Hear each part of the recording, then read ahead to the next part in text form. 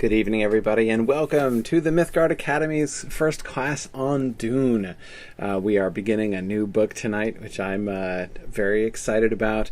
Many of you, of course, know me as the Tolkien professor, and Tolkien, of course, has been my favorite author since I was a little child, but I've been a huge fan of this book for a long time. In fact, I'd like to give a shout out at the very beginning to my 11th grade English teacher, Mrs. Edgar. I'm not sure if she still lives around here anymore. I've recently moved back to the town, right next door to the town where I went to high school. I'm not sure if she's still around here or not. But in any case, we read Dune. I had an enlightened high school English teacher who added Dune to the high school curriculum. Coolest English class I ever took.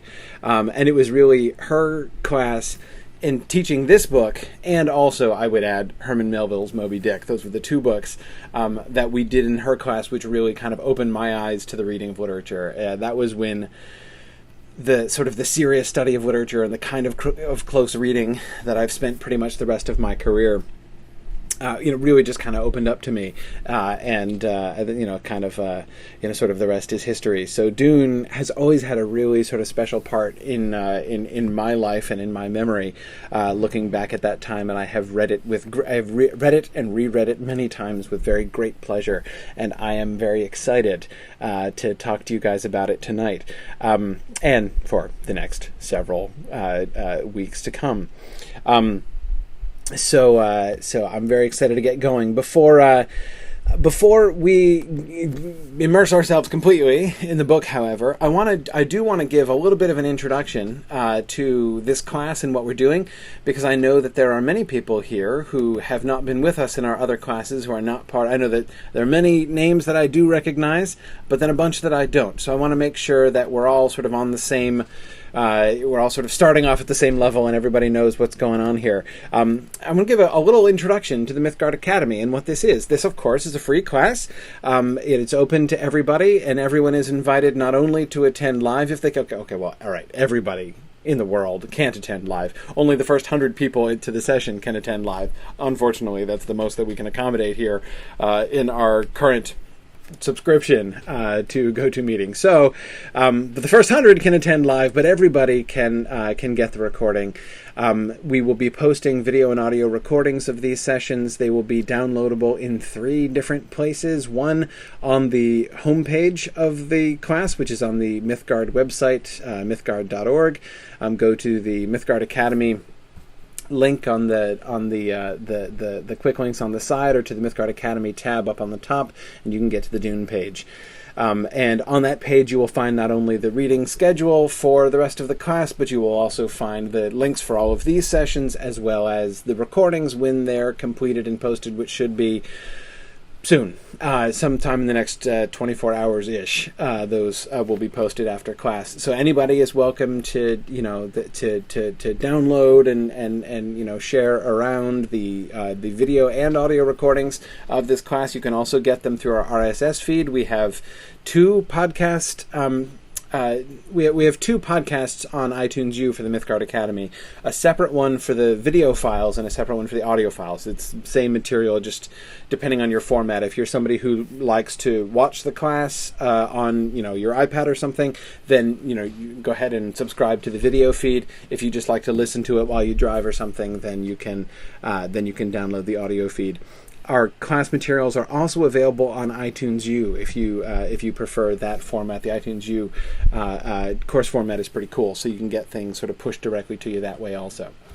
Anyhow, that's how the class works. These live sessions are going to be, I hope, going to be very participatory. I always enjoy the comments that you guys make and the questions that you ask. There will be a bunch of times that I'm going to be asking you questions. Be really interested to hear what you have to say about particular passages or ideas in the text. So please do make use of the questions box on your control panel there. I will see those in real time. They're not going to be those comments aren't going to be visible to everybody. This is not a chat window, a student to student chat window. This is just the way for you to be communicating with me directly during the class. If you do want to engage in a student-to-student chat and to talk to other people here involved in the class, you can do that. Go to the Dune page that I mentioned on the Mythgard Academy site, and you will be able to get there's a chat link there on the page in the bottom right hand corner. So I invite you to go there and join in. That's totally not required, but I know that some people like to be able to talk with others during class, and that way you can do that, and it's all good. So, anyhow, that's how the in-class sort of discussion and participation is going to work. Jordan Sunderland has asked me to make sure that I let everybody know the odds on whether or not we cover all the slides each week. Yeah, if you want to be involved in the weekly betting pool of how many slides I'm going to get through in a given week, how I tend to do these classes is as I said, I really love close reading. Rather than just kind of talking in very general terms about the text, I really like to dig into particular passages and really look closely at what's going on. So, I've picked out a bunch of passages. I'm not going to tell you how many, because then I'll be even more embarrassed if I don't cover that many. But often we kind of get into talking about them, and I don't always get through everything that I plan to do. Carissa says the odds are not in my favor, which is really true. But anyway, so we're if you want to be involved in that betting process, again, go to the chat window and you guys can sort that out. I don't want to know. But Tom, I don't set the over/under in any given week. I think that's Ed's job. So I think again, go to the chat window and you can do exactly, Jordan. Just like Han Solo, never tell me the odds, because sometimes I surprise people and get through like 18. That happened before. This has occurred, not often, but it has happened. I also do want to make sure people know about the election process. The way that the books are chosen, the books that we have done in the Mythgard Academy for this past year, is by our electorate. The Mythgard Academy, these are free classes, as I've said, but of course they're not free to put on. They're just free for you to take. They are funded by the very generous donations of our supporters who supported our fundraising campaign last year. We did an Indiegogo campaign, and where we raised $24,000. It was just fantastic. And we raised enough to do Mythgard Academy classes for the whole year and provide free downloads for everybody, and that's been really great. We've done a lot over the course of this year. The people who supported the campaign are able to, those who donated $25 or more, I'll get at least one vote, some more. In the electoral process, others, those who donated $100 or more, are officially on the Council of the Wise and are able to nominate and vote on the initial pool of finalists, which then goes out to the electorate as a whole. I am not involved in this process, though I'm always an interested spectator in this process. Tolkien fans have been not a huge surprise. They were very well represented in the first campaign, and so our first year's classes have been unshockingly Tolkien heavy, which has been fun. The books that we've done over this past year, of course, are looking back on the year. We're coming close to the end of the first year now. In fact, the Dune class is going to be our last class in this first round. But anyway, we started with the Two Towers class. I had done the Fellowship of the Ring before, so we started with the Two Towers class. That was the sort of pilot class, and the last class we did that wasn't elected. That was just chosen by me. The first class, everybody elected to complete the Lord of the Rings and do the Return of the King. We did Unfinished Tales. Tolkien's Unfinished Tales. Then we did Ender's Game by Orson Scott Card, and we did the Book of Lost Tales, the first volume of the History of Middle-earth series, and now we're doing Frank Herbert's Dune. So it's been really great. I love to go through these books slowly. This is a great opportunity for us to sort of read, a great book together and sort of really talk it through. And I know that I have found these classes wonderfully enriching. I have really emerged from each one of these classes with a great new appreciation for the book that we've been talking about. For me, I loved the Book of Lost Tales class. I really enjoyed the Lord of the Rings series, of course, but I think the Ender's Game class and the Unfinished Tales class were for me the two which were most sort of mind blowing. I always liked Ender's Game, but I came away with a much richer sort of understanding of that book after going through it with you guys. And Unfinished Tales was really fun. That was the first time I've ever really sat down. I'd read it several times before, but it was the first time I ever really sat down and worked my way very carefully through that book, and I found it really fascinating, and it opened up a lot of things that I hadn't thought about before.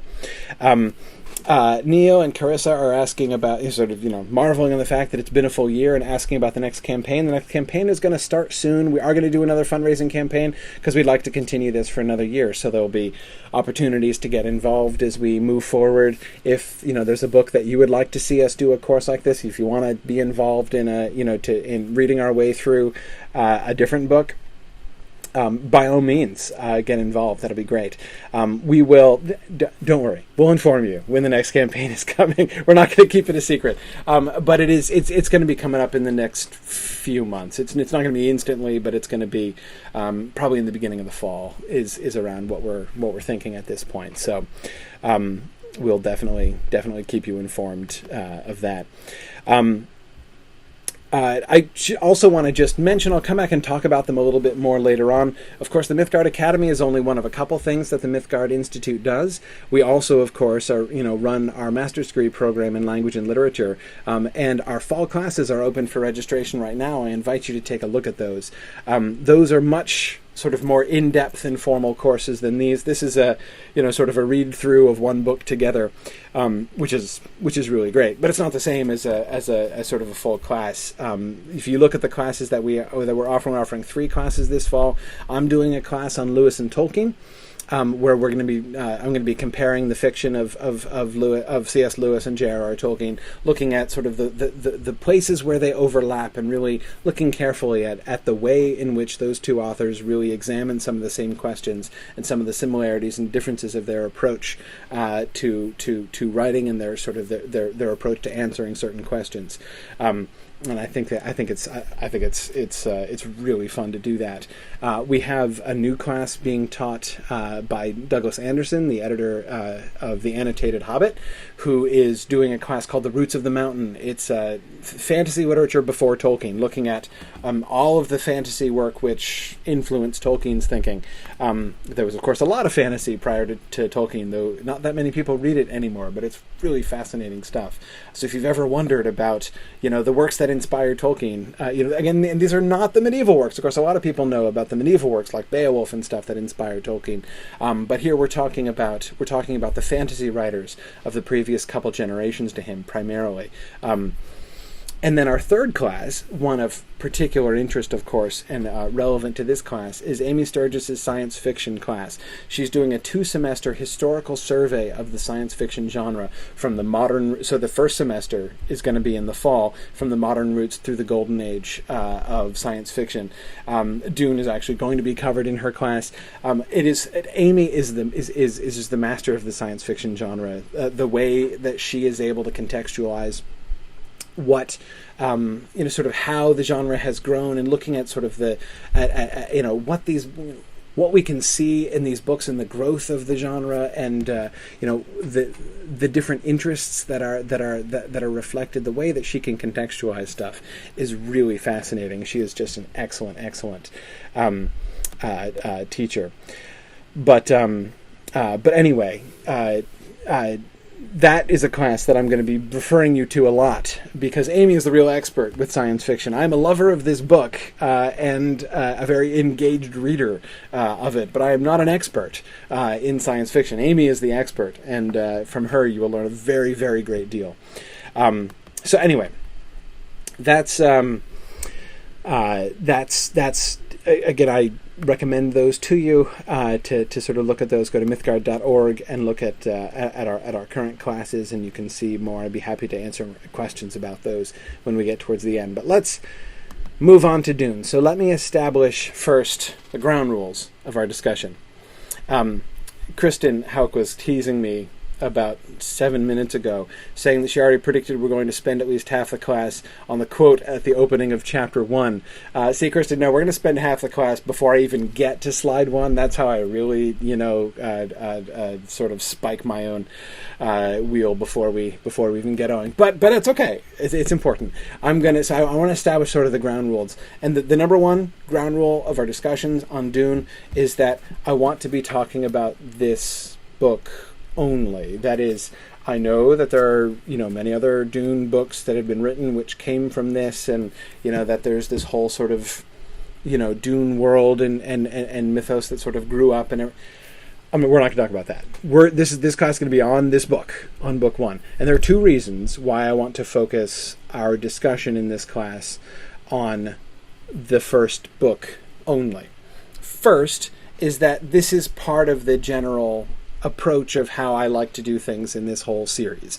I want to do a close reading of this book, not a sort of a general discussion about sort of Dune stuff in general, but a reading of this book. One reason for that is that I want to make sure we're all on the same page. Again, not everybody who's attending the class has read all the other books, so it's going to be, I want to make sure that we're all able to sort of participate in this. And in addition, it's also kind of easy to get sort of sloppy. And what I mean by that is, when you start importing stuff from later books, it's pretty clear to me that Frank Herbert's thinking about the stories and the characters and the world really develops over time. And I think with a lot of things, if we sort of take and import elements from later books into a discussion of the first book, I think that we're not really doing justice to the first book by doing that.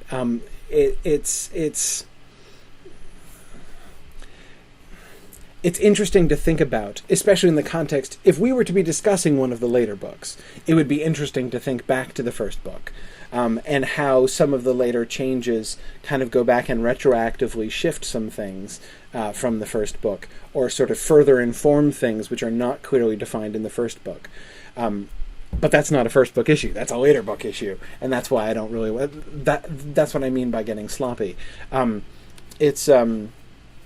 It's kind of like, again, last semester we read the Book of Lost Tales, Volume 1 by Tolkien. Last semester, I say. In our last session, in our last class. We don't really follow semesters. The last book that we did was Book of Lost Tales Part 1. And that was, of course, the very first drafting, the first time that Tolkien was trying to bring together all of these stories that he was beginning to write, this mythology that he was putting together, the stuff which much later on, like 60 years later, was eventually going to get published as the Silmarillion. But it's sloppy to be just sort of importing stuff from the later Silmarillion into the Book of Lost Tales. We have to kind of, we talked about this a lot during the class, we have to kind of keep our focus on what's there in the Book of Lost Tales, because it has yet to grow into those other things. And if we just sort of apply what we know from the later writings back into those earlier writings, we lose our focus on the early writings. We're no longer really paying attention to what's really there. So that's one of the main reasons, as I said, as sort of general principles, why I want to make sure that we keep our focus on the first book. I want to take this book on its own terms, as I tend to do. The second reason why I want to talk about the first Dune book only is that I dislike the other Dune books quite a lot, actually. In fact, I will have to admit that I only got through the next 2 before I stopped, and I've never been tempted to go back and read more.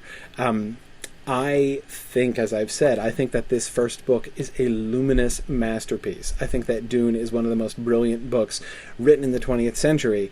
I could not say the same thing about the books that follow it. I just don't think they measure up.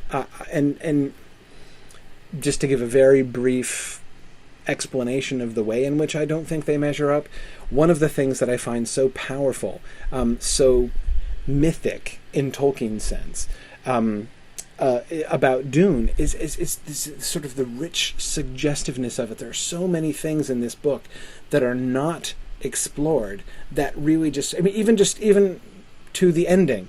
And I'm not going to talk about the ending on the first day, but where this book ends, I find fascinating, and there's so much. The question of the future and what's coming in the future is a central concern of this book, and yet at the end of the book, we're left sort of speculating, right? We're left to sort of look forward ourselves and think about what is going to happen, where are we going next?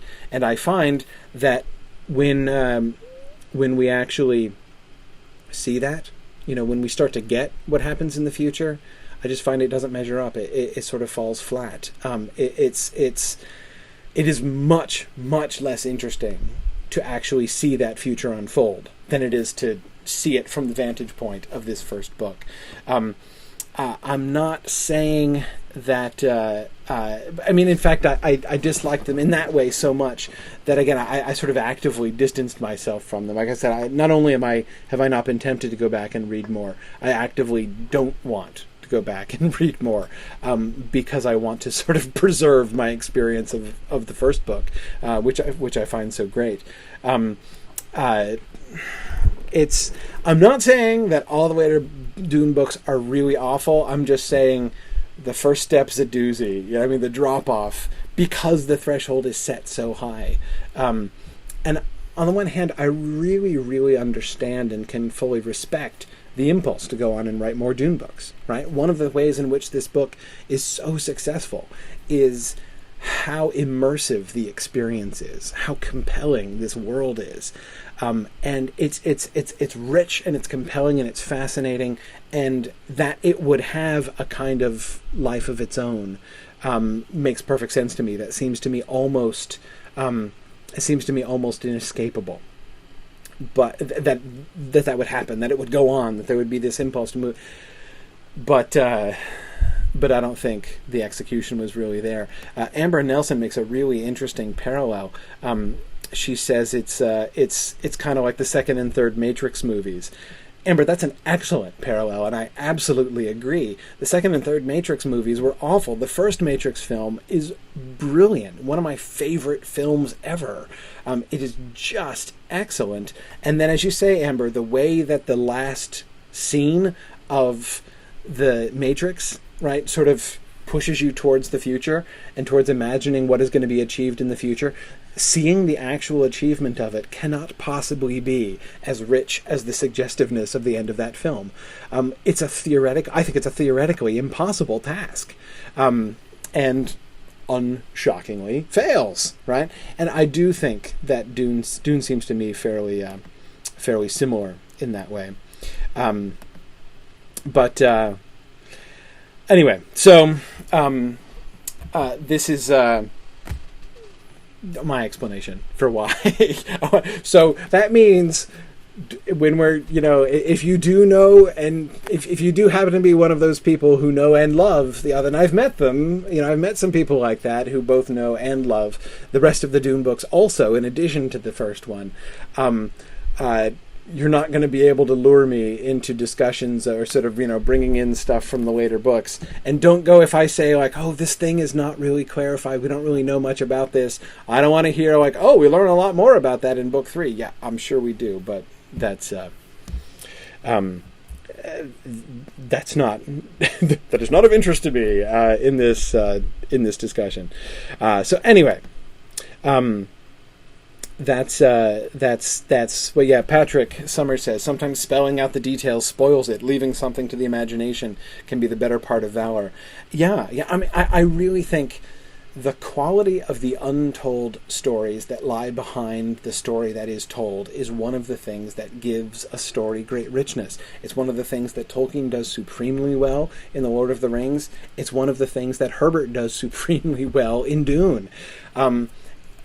But then he goes on and gives us more. Yeah. But anyway, okay. Let's see, Neil asks, did I ever look at the Dune Encyclopedia? Nope, never did. Yeah.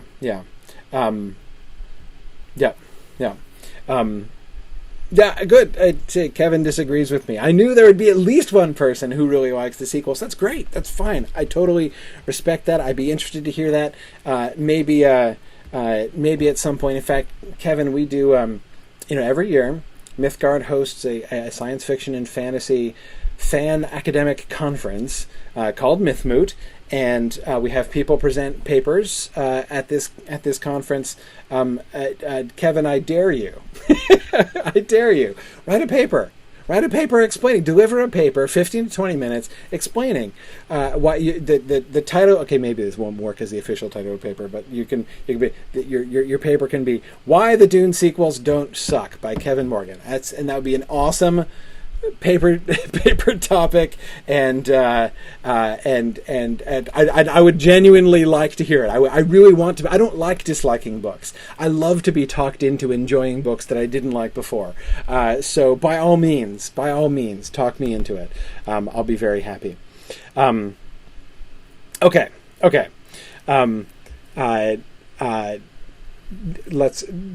I have an idea. Want to talk about the book? Let's go on and do slide 1 before Kristen starts making fun of me again.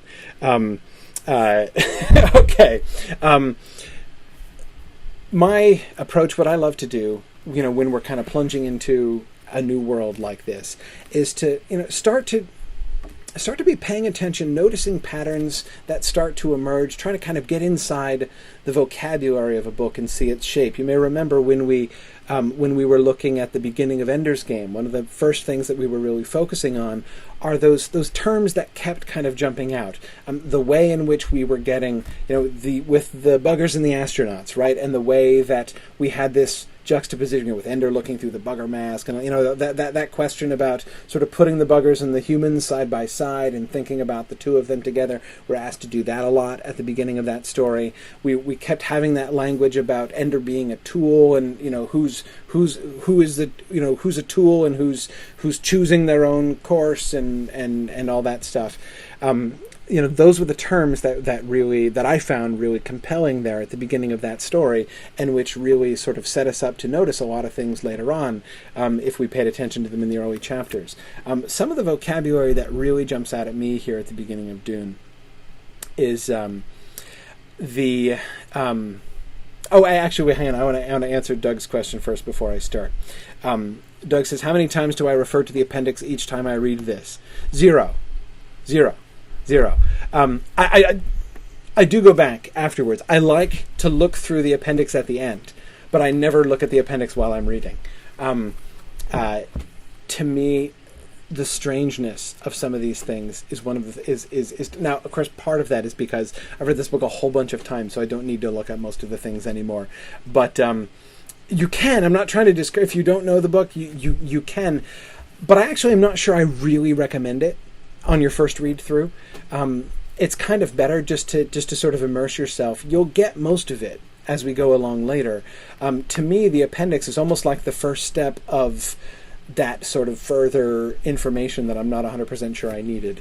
But anyway, good. Erica has pointed out an excellent term, which is clearly an important phrase, which is obviously of great significance here at the beginning, and that is terrible purpose, Paul's terrible purpose. We're going to come back to that, certainly. That's one of the two things that I, too, Erica, was really focused on in these first few chapters. But the first thing is thinking about the Gom Jabbar and this test, this question of being of human versus animal.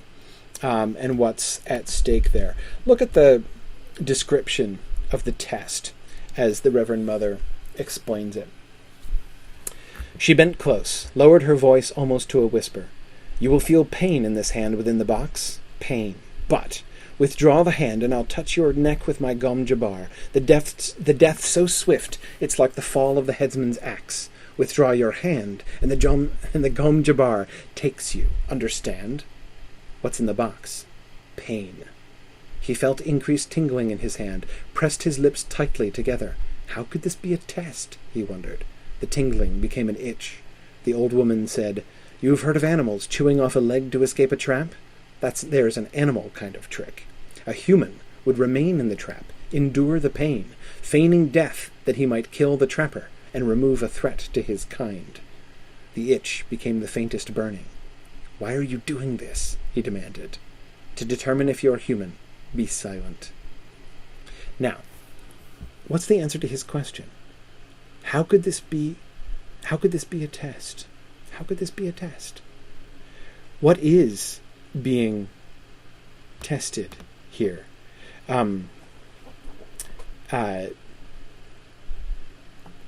Sean Hyde is saying, I skipped over the reference to the many words for poison rather than many different kinds of poison that they use. True, it's true. Yes, that is an interesting scene, certainly, to tell us about their society. There's so many things that we gain. I think that Herbert does a brilliant job of one of the things which is just the primary challenge that presents itself to any writer of imaginative literature, any science fiction or fantasy writer, is how do you bring your readers into your imaginative world, right? How do you escort them into that secondary world? How do you introduce it to them in a way that's going to be compelling, that's neither going to be too confusing nor too didactic? There are lots of ways to screw that up, and I think that Herbert does it fantastically well.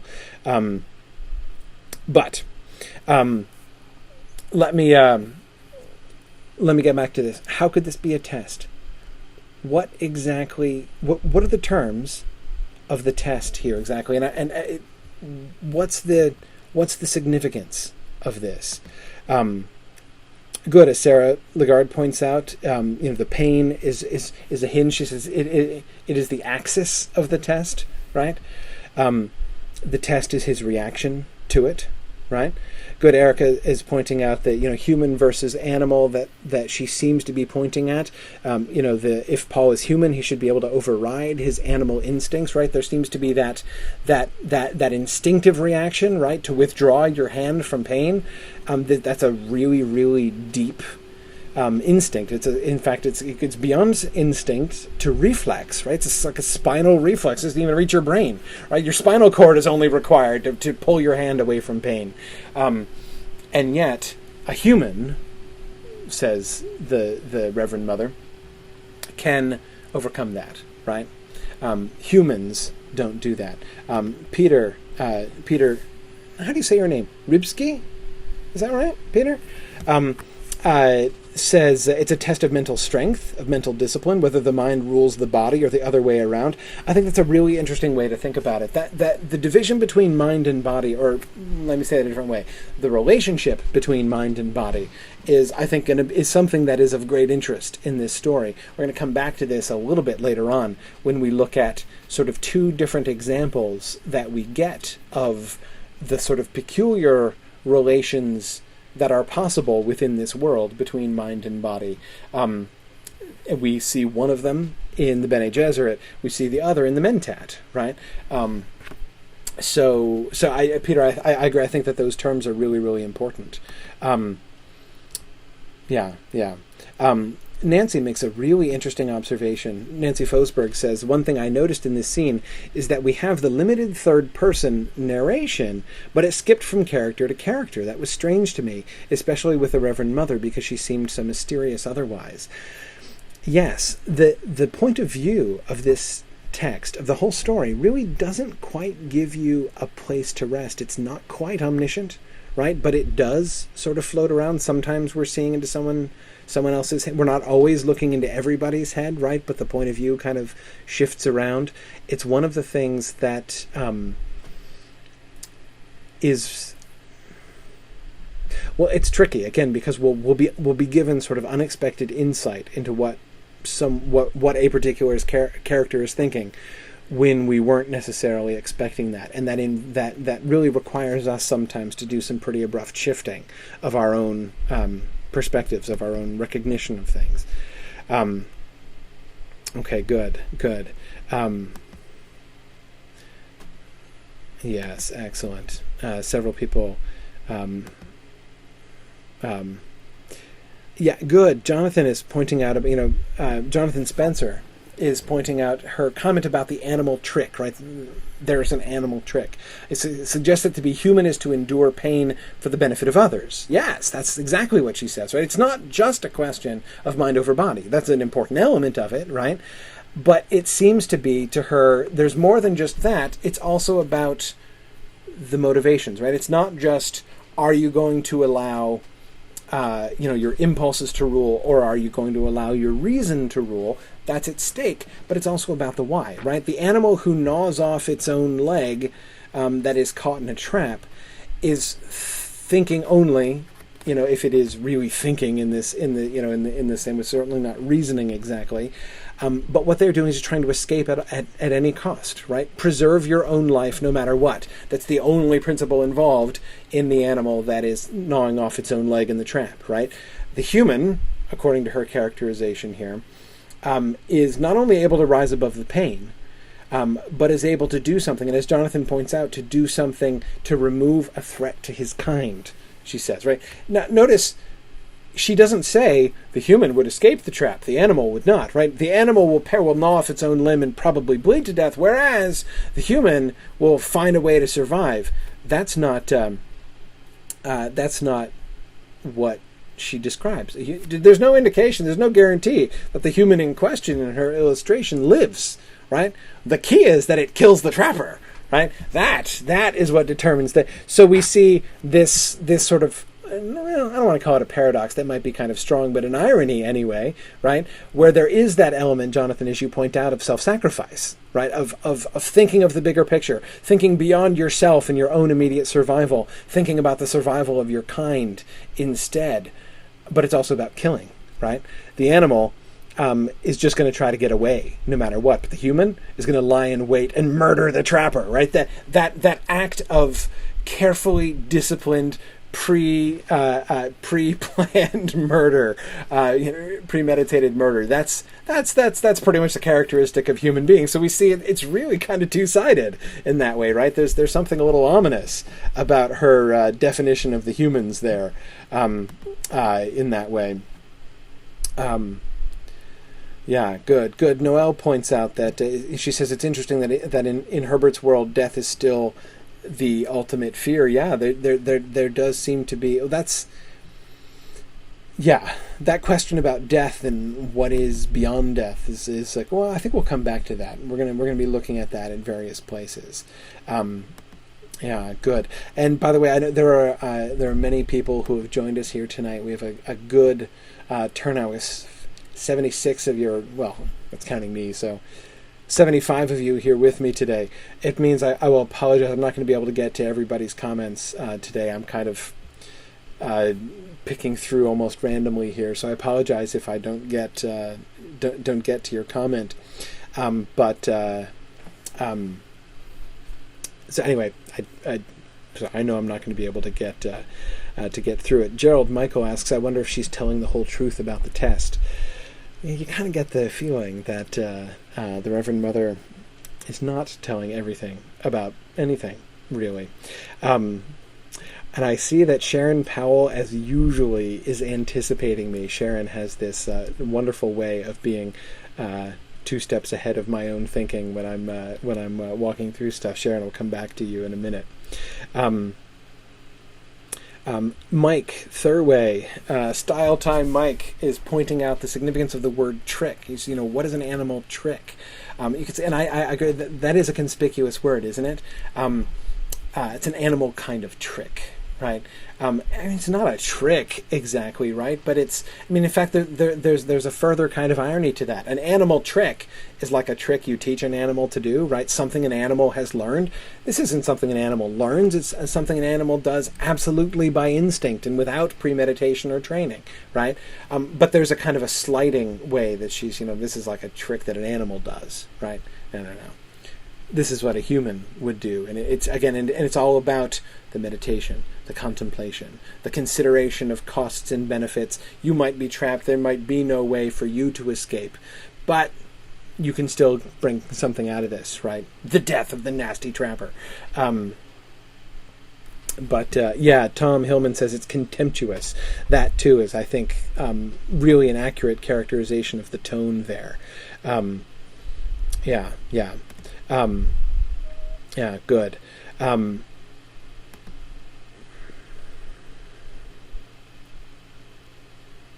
Yes.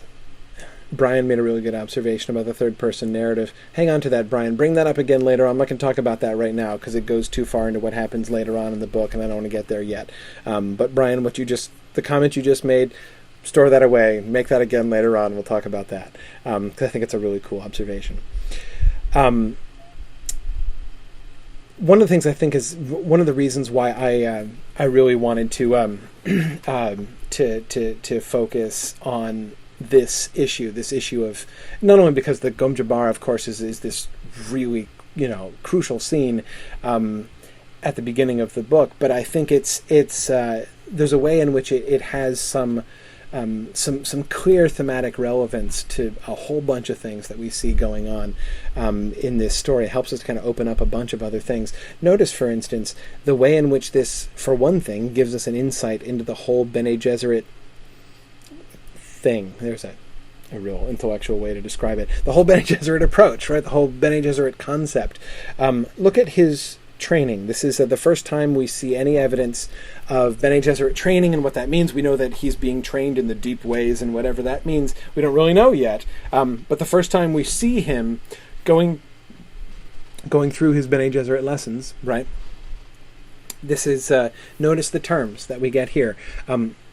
Tell me as I read. Tell me what the stuff that really jumps out at you here. The sort of the patterns that you notice here.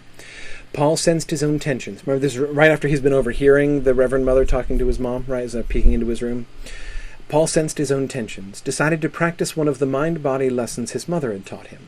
3 quick breaths triggered the responses. He fell into the floating awareness, focusing the consciousness, aortal dilation, avoiding the unfocused mechanism of consciousness, to be conscious by choice, blood-enriched and swift flooding the overload regions.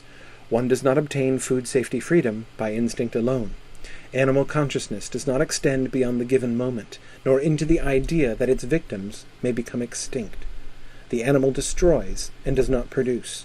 The animal pleasures remain close to sensational levels and avoid the perceptual. The human requires a background grid through which to see his universe. Focused consciousness by choice. This forms your grid. Bodily integrity follows nerve blood flow according to the deepest awareness of cell needs. All things, cells, beings are impermanent. Strive for flow permanence within. Over and over and over within Paul's floating awareness, the lesson rolled. All right. What'd you notice?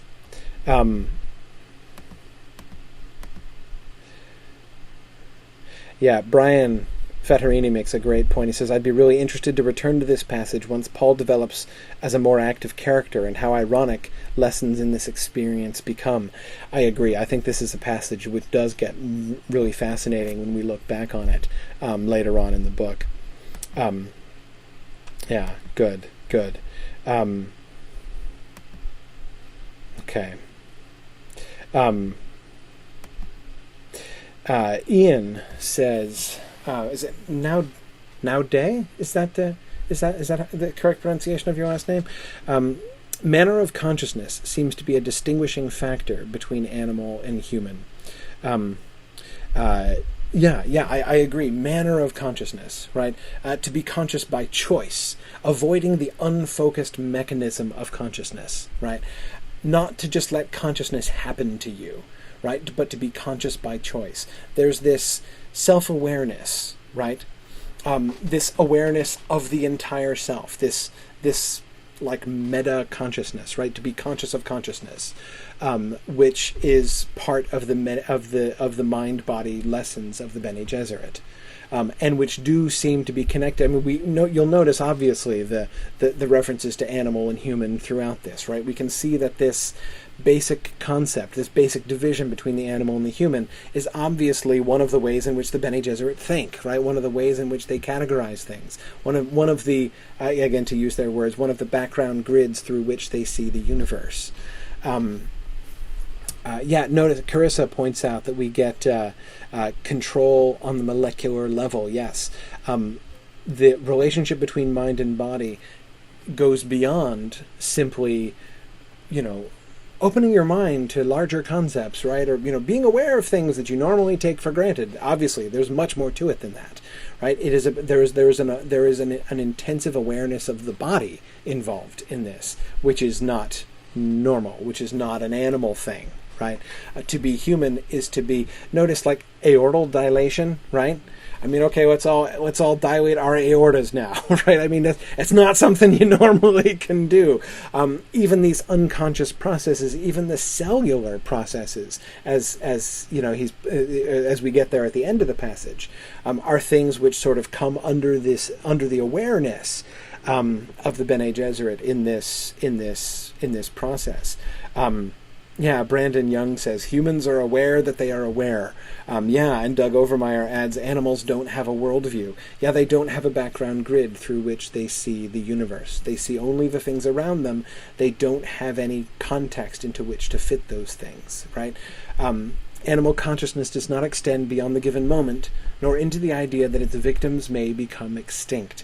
It would never occur to a predator to carefully cultivate its prey so that it doesn't run out of prey, right? It can't think that far ahead.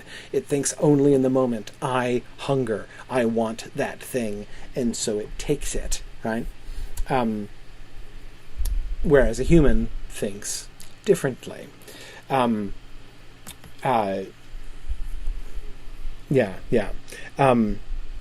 Kevin says, apparently I don't do yoga. No, I don't. And if your yoga teaches you to dilate your aorta and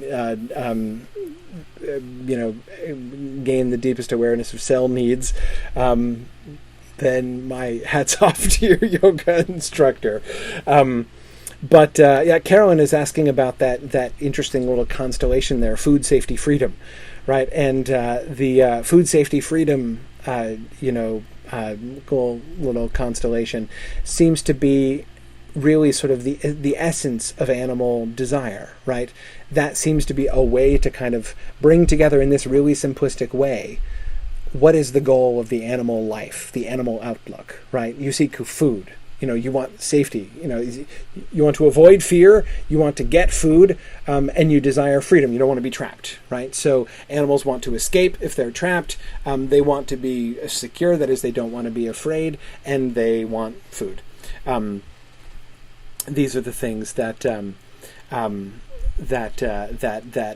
animals want, and I think the way that they're brought together, like they're just hyphenated: food, safety, freedom, right?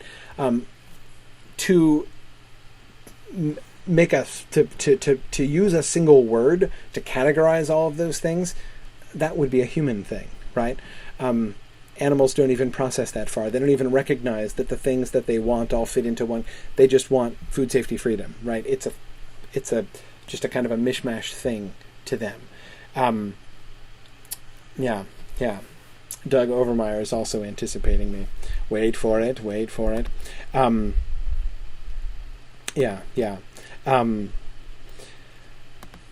Good. Now, the other thing that I would point out is the humans require a background grid through which to see his universe. There seems to me the hint of a limitation there. That is, it doesn't just say humans see the universe through a background grid, right? Focused consciousness by choice, this forms your grid. Rather, the human requires a background grid through which to see his universe. Where does your background grid come from? What if your background grid is wrong? Could you be misled by your background grid? Right? What if the pattern into which you are attempting to fit the universe doesn't actually fit? There strikes me as sort of the hint of a limitation, or at least the opportunity. To be human is not simply to be above animals, right? It is, in a sense, consciousness above animals, and yet it is not the same thing as, the difference between sensation and perception does not necessarily mean And I think that distinction, by the way, is a really crucial one, to sense versus to perceive. It's kind of like the difference between hearing and listening, right? Are you merely receiving stimuli, or are you really examining things? Are you making observations? Are you thinking about things? Are you formulating a background grid from the things that you see? Are you fitting the things into your background grid? Are you using the things that you perceive to adapt your background grid, right? How's that working? That's what the perception is about. But again, that's not going to be the same in everybody. That's not going to work alike for everybody.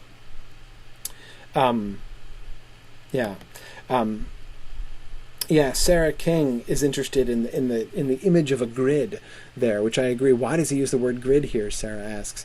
Does it mean the same as lens, for instance? And if so, why choose that specific word? To sort of say, we're looking at the world through a particular lens. Is a more common turn of phrase, but I think this is a different metaphor fundamentally because of that difference, Sarah, that you're pointing out. We might be tempted to just kind of equate those two things, but I think the two things are different. When you look through a lens, the idea is that which you are perceiving is altered by the lens you look through, right? If you're looking through a tinted lens, everything takes on its own color, is altered by the color of the lens that you're looking through, right? If you're using a filtered lens, right, then you're selecting out. Only some of the photons get through to your eyeball compared to, to what would happen if you weren't looking through that. A grid is something that's imposed upon it, right? It's like the framework in a graph. It's a way to, it's a grid in this sense. At least I'm taking a grid in either an actually mathematical sense or at least a quasi-mathematical sense, right? A grid is this empty thing that you impose upon, that you look through in a different way from a lens, right? A grid doesn't change what you see. I mean, it might obstruct it a little bit, I guess, maybe, but not if it's a mathematical grid, right? But it enables you to measure things. It enables you to map things. It enables you to identify and to perceive and measure the relationships among things. That's what a grid does when you see a universe through a grid. And that seems to be what he's describing sort of consciousness is doing. Good.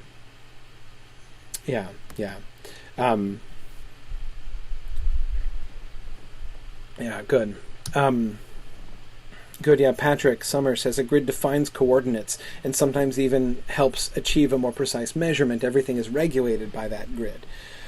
Right, exactly. But of course, what that does suggest, Patrick, right, is that the grid establishes the standards by which you measure things.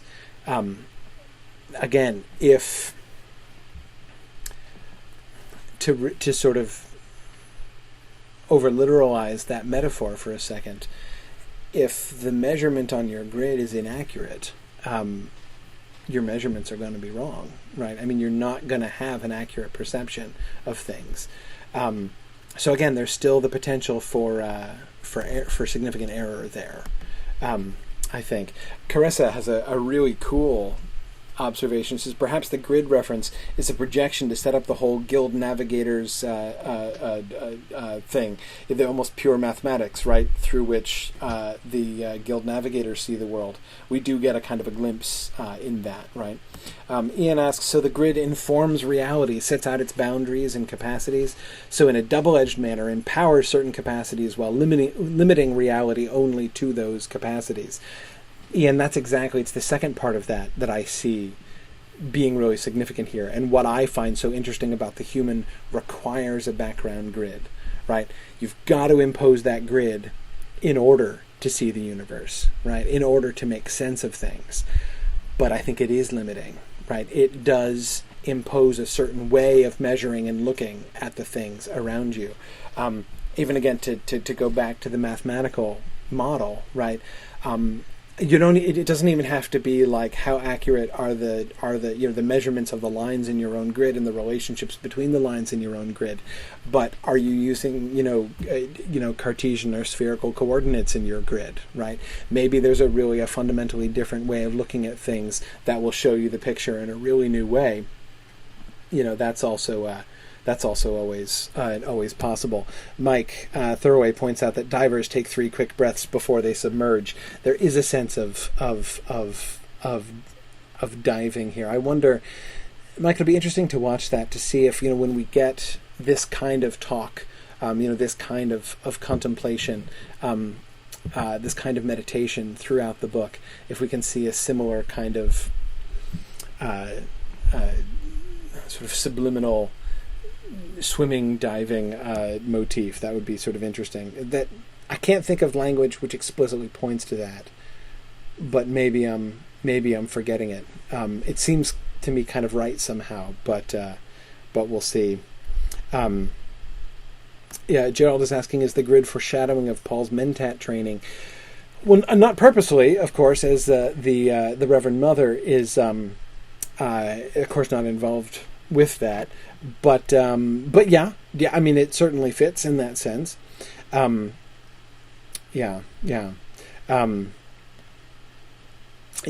is thinking about, of course, with the swimming in the water and the submersion and the desert planet. Yeah, Amber, this is why it seems like, submersion in water. Yeah, that kind of seems, that's got to be relevant, right? That can't just be. Yeah. So I'm gonna let's keep thinking about that. Let's see if that turns out to be a thing as we move forward.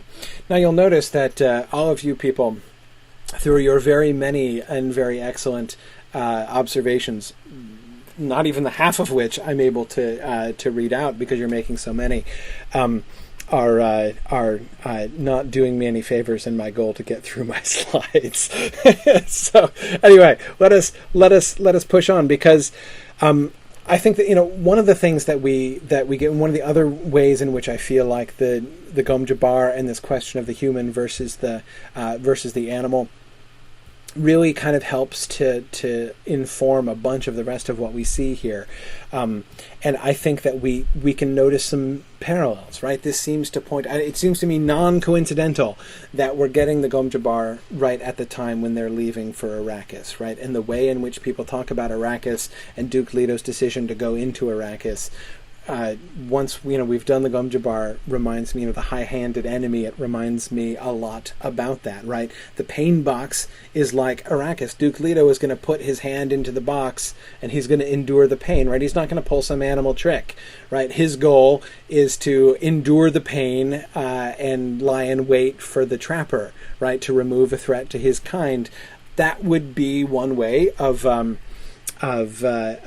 characterizing the strategy of the Atreides, right, in this whole transaction.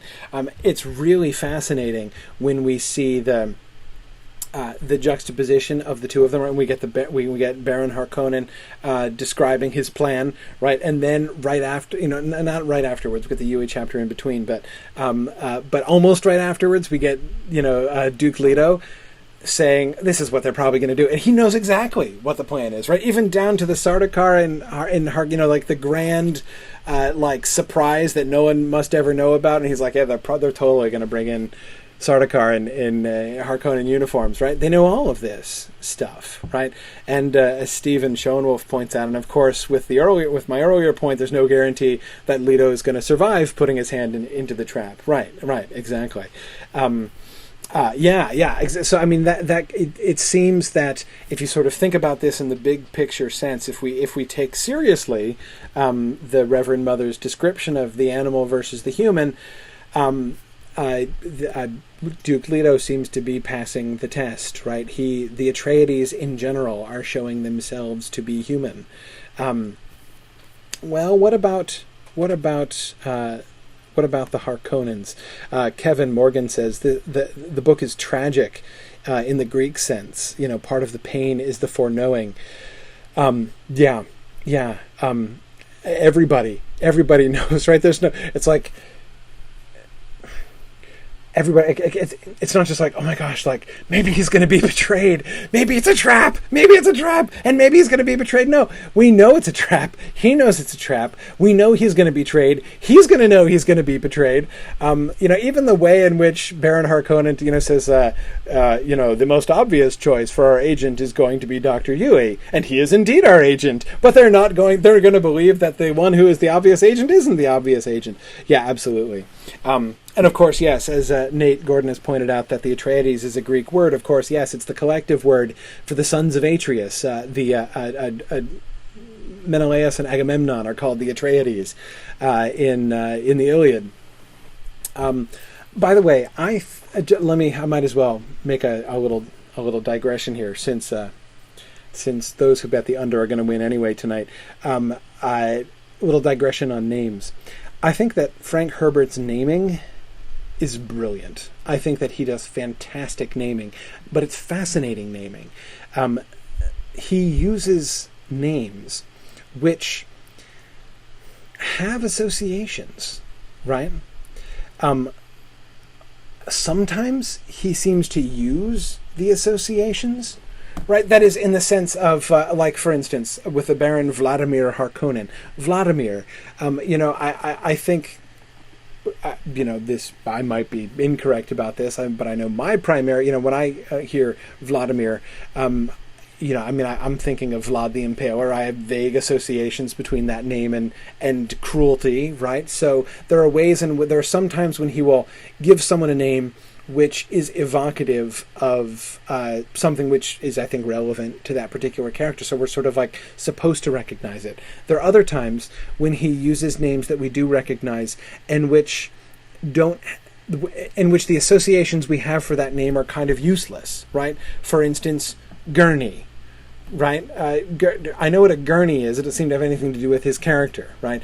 I'm familiar with the state Idaho, but none of the associations with the state of Idaho that I have really help me at all with understanding Duncan, Idaho. In fact, I think what we get through the names in Dune seem to me to be far more, to use a very fancy word, very popular in Tolkien circles. There's much more, I think, of a phonoaesthetic sense in the names in Dune. That is, the aesthetics of how they sound, more than about what the words mean exactly.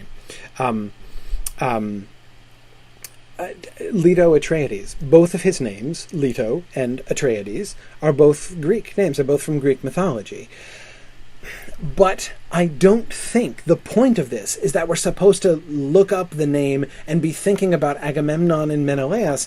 I don't think Agamemnon and Menelaus have much more to do with Leto Atreides' character than the state of Idaho has to do with Duncan Idaho's character, or like King Duncan from Macbeth has to do with Duncan Idaho's character. Now, I agree with what Michael is stating and what I think that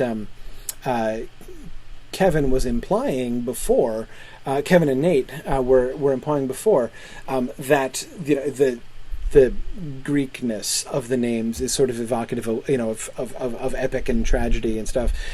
Yes, generally, but not specifically. That is, they're not names that we are supposed to associate with particular things exactly, but I find the name Leto Atreides really evocative. I thought, I found my spirit stirred by the name Atreides for years before I learned what the name Atreides was from, right? Before I read the Iliad. I was very benighted and didn't read the Iliad until college. But anyway, but nevertheless, I loved the name Atreides. It's there's something in it, right? There's something in the name Baron Vladimir Harkonnen, and Feyd-Rautha. Feyd-Rautha just sounds slimy and evil, doesn't he? I just the sense of that name, Piter de Vries. I find that there is a... Michael asks, what does Harkonnen reference? No idea. No clue. Maybe it references something that I don't know. Nothing could be more likely. But I don't know. But again, I don't feel that I need to know. I don't feel, even where his names are demonstrably connected to real world mythologies or real world things or places, it doesn't help, and it doesn't need to. Again, it doesn't seem to me that the names work that way, and yet I find the names that Herbert gives to his characters as fitting as any names I know. I mean, they are absolutely, it's absolute. They're just perfect. They're just perfect, the names. And it's hard even to explain. It's hard for me even to articulate, to put into prose why I find the names so perfect. I think that his ear is really, really keen, and it's yeah. Mike Thorway says Harkonnen is a Finnish last name. I don't think it's an insult to the Finns. I hope no one takes it as such. But anyway, yeah. So let's look at the Baron a little bit, thinking about humans and animals still. The Baron moved out and away from the globe of Arrakis. As he emerged from the shadows, his figure took on dimension, grossly and immensely fat, and with subtle bulges beneath the folds of his dark robes to reveal that all this fat was sustained partly by portable suspensors harnessed to his flesh. He might weigh 200 standard kilos in actuality, but his feet would carry no more than 50 of them. "I am hungry," the Baron rumbled, and he rubbed his protruding lips with a beringed hand, stared down at Feyd-Rautha through fat enfolded eyes. "Send for food, my darling. We will eat before we retire." I wish I very frequently wish I had a really awesome, deep, basso James Earl Jones voice. It's one of the things that I would absolutely love to have. My grandfather had this fantastic bass voice, and I was always sad I didn't inherit it.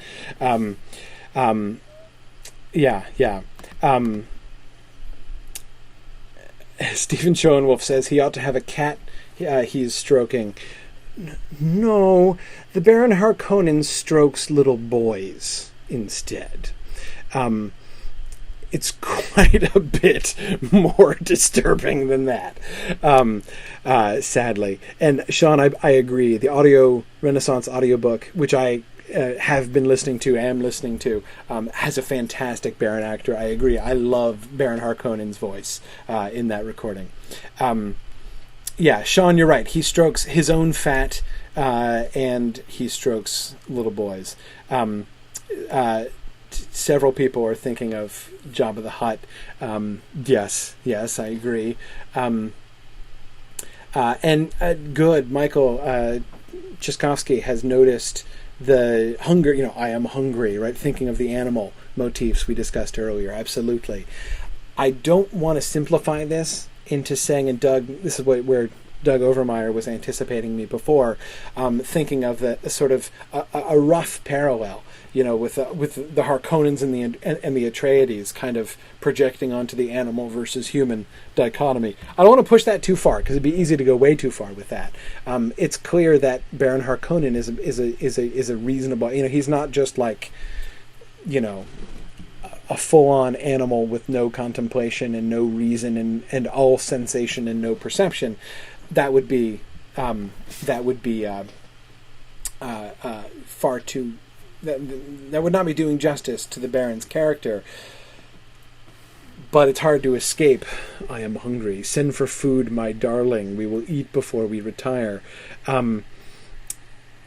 The hunger of the Baron, as well as his greed, his cruelty, and his pedophilia, I don't think we're really permitted to escape his pedophilia. Having to listen to his lustful interjection, right? Whenever he talks about, whenever he mentions young Paul, such a sweet body, right? Thank you, Baron. It's if you want to try to avoid the image of Baron, the enormously fat Baron Harkonnen, sexually molesting young boys, the narrator will not oblige you in that, right? That's central to who he is. The way in which he subjects others, not only does he himself sort of serve his own desires and want others to serve his desires, the way that he subjugates other people to his own desires, right? The way that he seeks to sort of enslave others, where he talks about how he controls, it is through Peter de Vries's pleasures that the Baron controls him, right? This is again, this is really a central part of his character, and I think that his pedophilia is just a really viscerally disturbing expression of that, right? Mike Thurway says, does mind control body or vice versa? With the Baron, again, there's that line, right? He seems to be in control of himself. He talks about, he chides Feyd-Rautha for not being able to control himself, right? You seek to rule my empire, but you cannot rule yourself. And yet, there's this other side of him as well. It's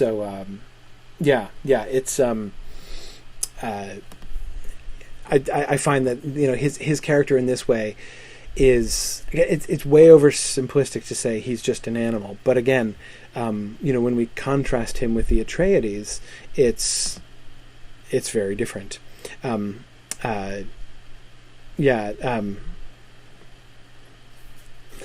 GH is how you sign yourself. GH Chinoy. I don't know. Kaya GH, I guess.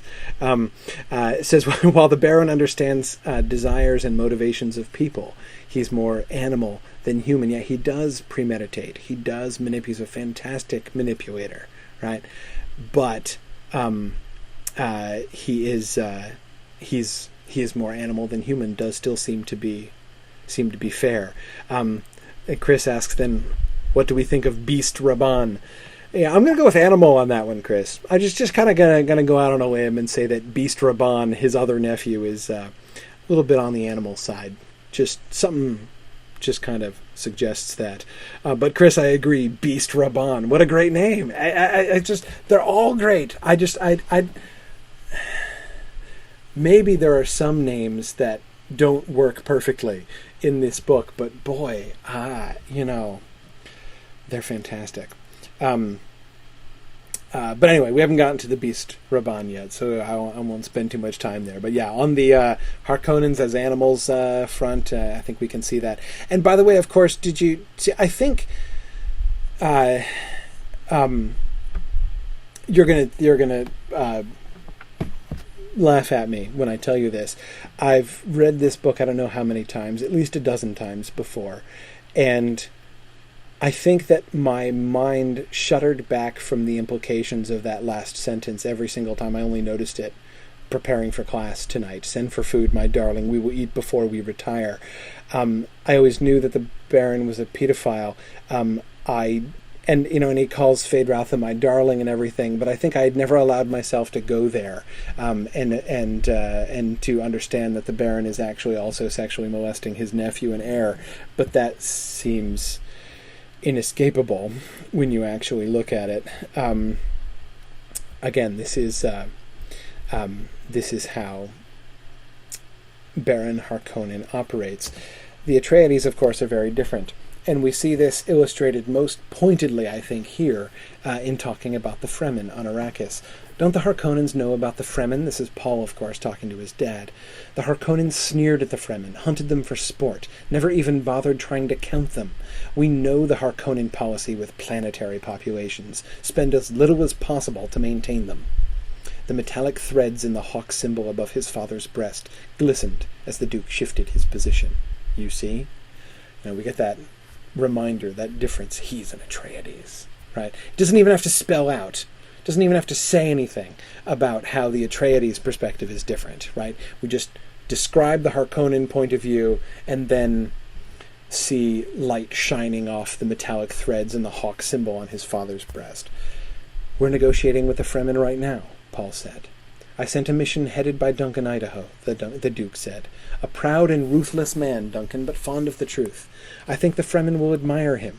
If we're lucky, they may judge us by him, Duncan the Moral. Duncan the Moral, Paul said, and Gurney the Valorous. These are the Atreides guys, right? This is what the Atreides are about. Not only moral and valorous as opposed to, evil, but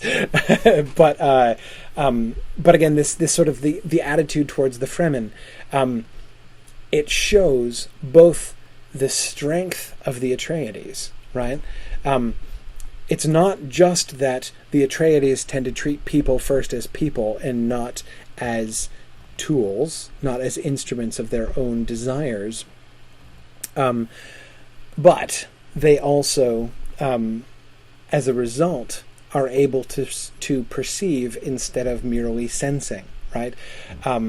They're able to act in a more human way. They're able to be conscious of things.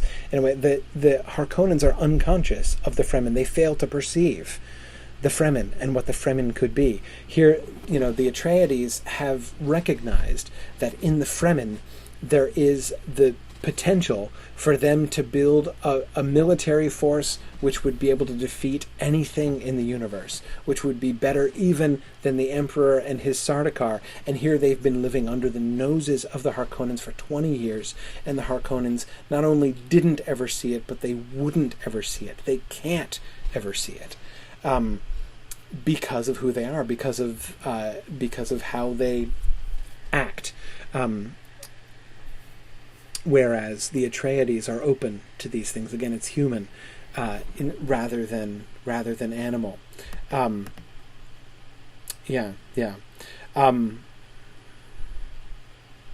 it 80 years, Brian? I might have gotten. Yeah, I probably got that wrong. I thought it was 20. No, I believe you. Yeah, okay, it is 80. Okay, so they ruled. So there you go. And it could have been 800, and they would still never notice it. They've been stockpiling spice for 20. I knew I didn't make up the 20 out of nowhere. I was remembering that from something. Yeah, exactly. No, it's because of the Harkonnens' grid, right? This is the grid through which the Harkonnens look at the world, and they're incapable of perceiving the Fremen. Jesse, an excellent reminder. Jesse Tumblin says, but let's keep in mind that insofar as the Atreides value the Fremen, they're still instrumentalizing them. Yes, they still see them as an instrument, as a tool. Absolutely. That's certainly how they're talking about them, right? They can use the Fremen, right? Though, to give them credit, the Fremen can be valuable allies, is how they are talking about it. Yeah, so do the Bene Gesserit, says Brian Fattorini. Yeah, getting to that. One little side note on which I will not spend very much time, but we can see, again, as far as this question of human and animal, this passage really jumped out at me when I was looking at this. Paul's talking about going in the ship to Arrakis the next day. I'm going to watch our screens and try to see a guildsman. You won't. Not even their agents ever see a guildsman. The guild's as jealous of its privacy as it is of its monopoly. Don't do anything to endanger our shipping privileges, Paul. Do you think they hide because they've mutated and don't look human anymore? Maybe the Spacing Guild have moved beyond human in some sense. Maybe they're not human anymore. Doug Overmeyer says, I really hate every movie attempt at showing them. Yeah, me too. And we'll talk about that. By the way, a couple people have already noticed that I have not scheduled any time in our class schedule to discuss the film version of Dune. A couple of reasons for this.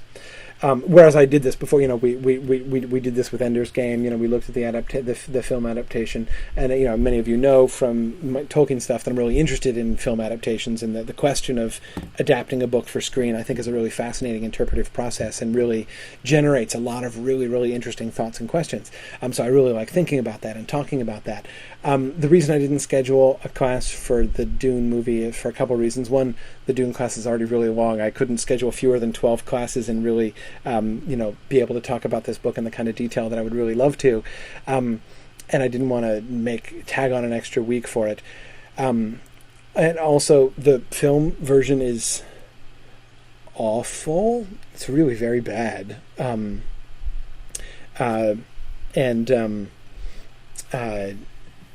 We could still talk about it. I'm open to it. If you guys are really keen to do a discussion of the film, I'd be happy to do that. We could squeeze that in, maybe do a bonus session or something. I'd be fine with that if there's really a clamoring for that. But Amber, I agree. Well, it's funny. Simultaneously, Carissa said the sci-fi miniseries was worse, and Amber says the miniseries was better. I generally kind of liked the miniseries better, but I only saw it once, and it was a long time ago. I only saw it when it was on, and haven't seen it since. And I don't have it. It's hard to get. I guess it's available on Amazon, but it's really expensive, and it's not on. I've never found it on on Netflix or anything else. But anyway. It's I found the film adaptation sufficiently uninteresting that I wasn't really going out of my way to include it. But again, bad movies are interesting to talk about too in their own ways. They still raise interesting questions. But anyway, yeah. Sarah King says she'd be interested to hear my thoughts about what makes a film adaptation bad, if nothing else. Yeah, hey, why not? Let's go through and think about what exactly. I think of that C.S. Lewis phrase. Wherein does its badness consist? Yeah, by all means, let's talk about that later. Not going to worry about it right now. Okay. But anyway, so just here, this question is interesting. We're not going to get much on the Guildsmen right away. This is going to be a question that kind of lurks in the background. Who are the Guildmen? What's up with them? Are they human? Have they become something else? If so, what, and what does that mean? What, are they outside entirely that, the question of humanity versus animality? I just wanted to draw our attention to this, and then we'll sort of leave it aside.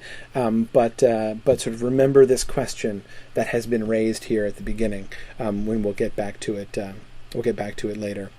Liza Gold says the film version is no worse than the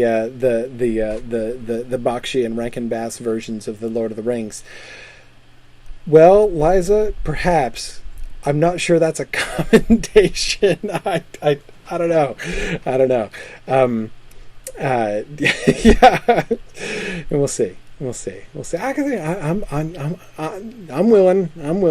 We can talk about it later. Okay. Anyway, I want to look at a couple other characters, I think, and when we look at a few of the characters that we get introduced to, and I'm really interested in how Herbert invites us to see those characters. Again, thinking of the way, the observation, I'm forgetting now who made this observation originally, about the way the point of view shifts around, the narrative point of view shifts around, and we sort of suddenly see into somebody's mind. These kind of glimpses that we're given.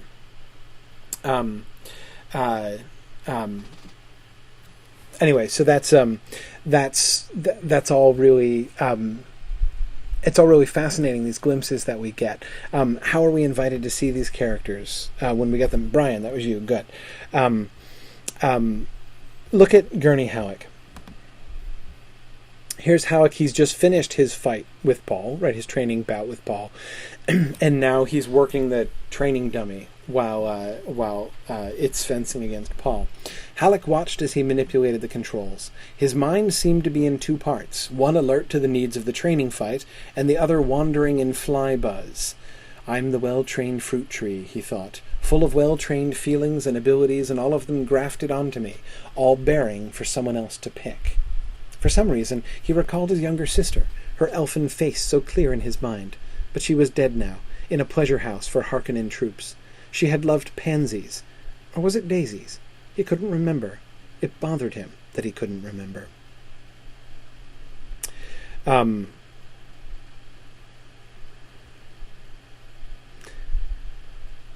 do you notice? What do we see? We see the division in his mind, right?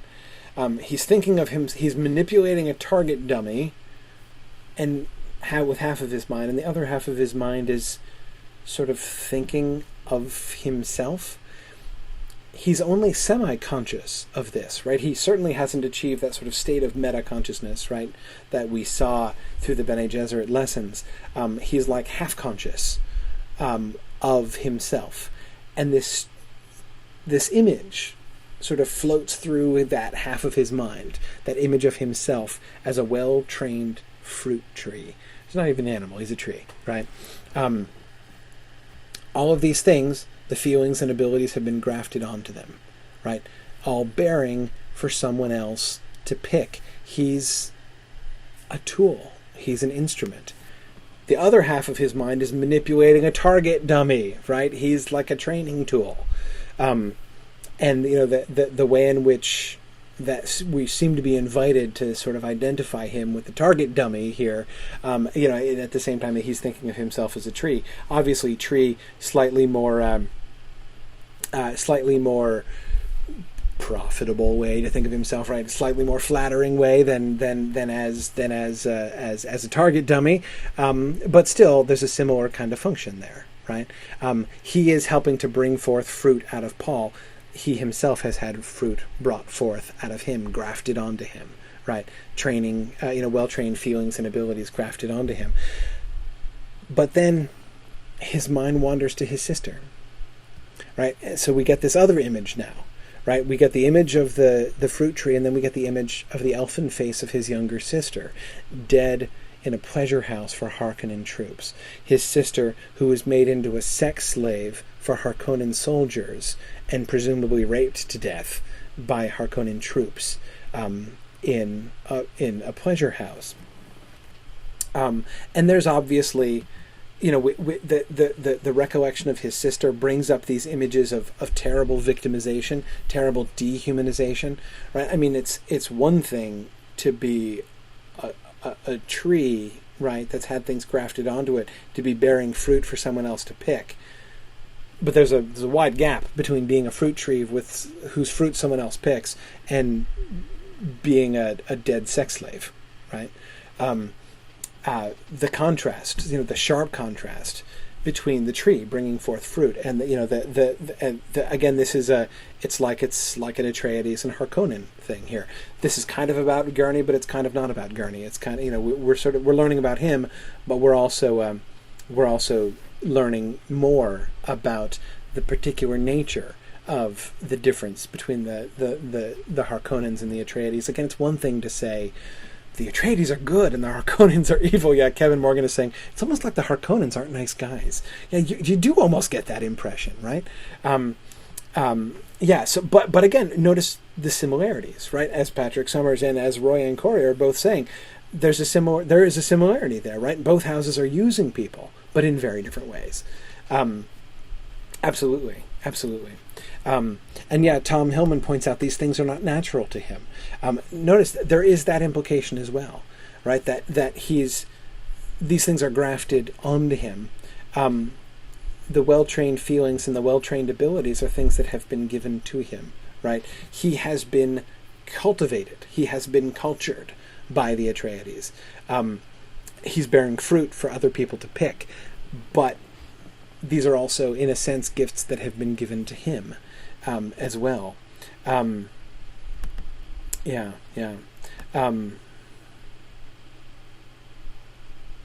Yeah.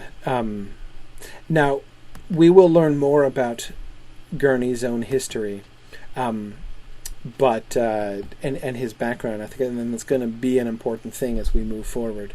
But sorry, I won't talk about it too much now. Let's wait till we get to that later on. But it'd be interesting to watch. Again, this is why I think we do learn stuff about Gurney Halleck here. But even more, I think this really spotlights the Atreides and the Harkonnen here. Yeah.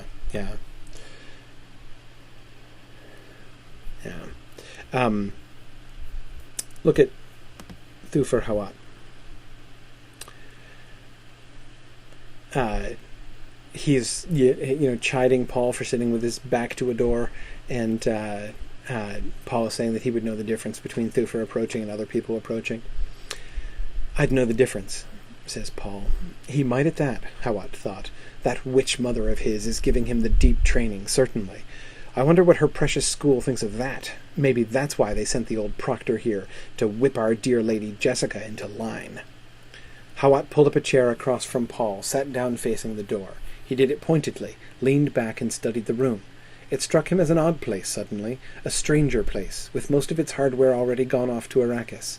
A training table remained, and a fencing mirror with its crystal prisms quiescent, the target dummy beside it patched and padded, looking like an ancient foot soldier maimed and battered in the wars.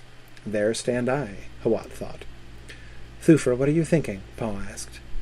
Hawat looked at the boy. I was thinking we'll all be out of here soon and likely never see the place again. Does that make you sad? Okay.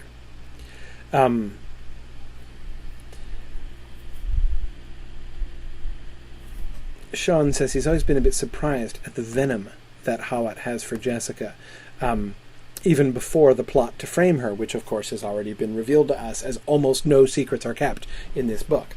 The reference to the witch mother, it's like the first thing we get out of Thufir Hawat, right, is that witch mother of his. His animosity for Jessica is one of the very, very first things that we learn about him, certainly one of the first things we see from him directly. He seems to have some unresolved issues here, sort of an unhealthy fixation, perhaps. But it's clear, looking at it in sort of a simple way, it's clear that they're not quite opposites, but they're two different sort of offshoots of humanity. Right, you've got the humans and you've got the animals. Right, those who sort of have the mind ruling the body are humans, and those whose body rules their minds are animals. It's a really crude summation of many of the things that we've talked about, but certainly one of the things that we can see going on. The Mentats and the Bene Gesserit are two of the three highest level versions of that humanity that we've seen. Right, the third being the Spacing Guild, which we don't see and nobody ever sees. But the Mentats and the Bene Gesserit both are all about the mind ruling, right? But there's an implication. Either one of them looks at the other, or rather, I think almost we're invited to see each one of them, at times at least, as almost subhuman. He calls her a witch, right? As if, again, she's he doesn't seem to see her as simply human herself, right? She's something else. She's a witch.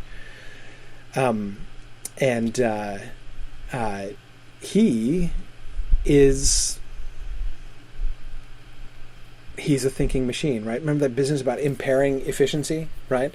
In order for him to work, in order for the Mentat to be able to do his, I'm better than a computer thing, he needs to have his efficiency unimpaired by emotions, right? There's a way in which Mentats are supposed to be the perfect perceivers, not just sensors, but perceivers, right? And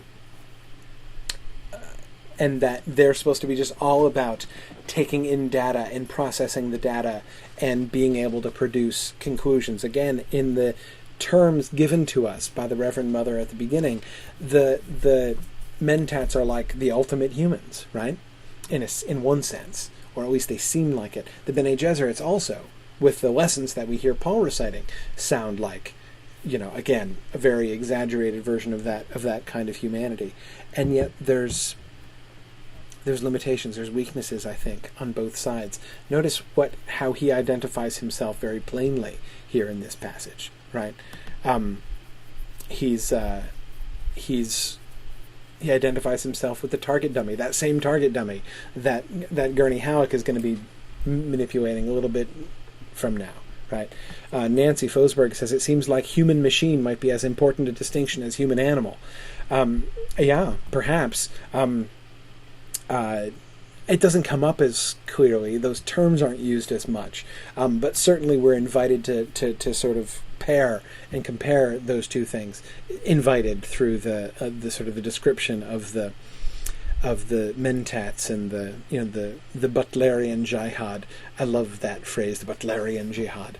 I don't know why. Again, there's so many of the names that just I don't know. But anyway, yeah.